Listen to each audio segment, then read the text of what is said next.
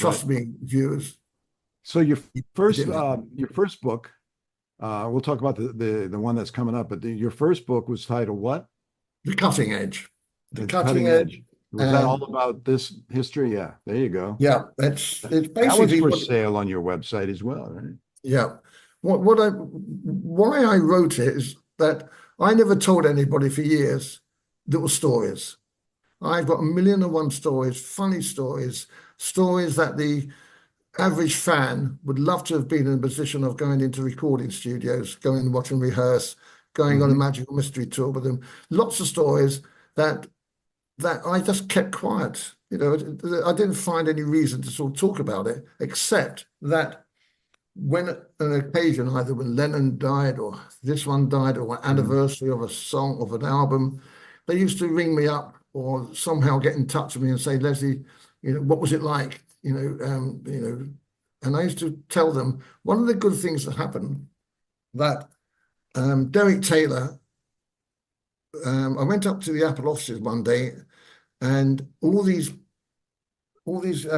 great big bags of post for the Beatles. It looked like Father Christmas. Every day was Father Christmas there because Right, right.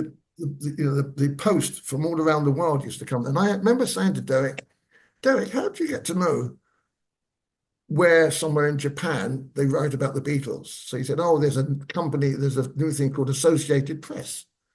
And I Hmm. said, what's that? They said, well, they collect all the news clippings and we pay them. And I said, oh, that's fantastic. I said, can I go on that? And he literally just put my name down, right? Hmm. So I started getting loads of press cuttings, which I still have to this day. Wow. So I started looking at them, and even if people say, Leslie, you made it up, I said, no, I didn't. I've got it there. Or if I said to myself, Leslie, were you that stone that you just made that up? No. I look it up, and there it is.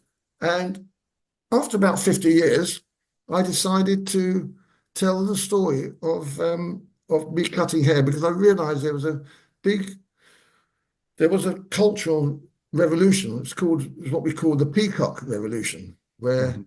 the grey skies became colourful and the Beatles became colourful and fashion became colourful and things Sure. were exciting. And I put it all in my book there. So and, I can tell you lots of little stories, but I can never. I got them all in my head, but it's all in the book. So yeah, that's why I did it.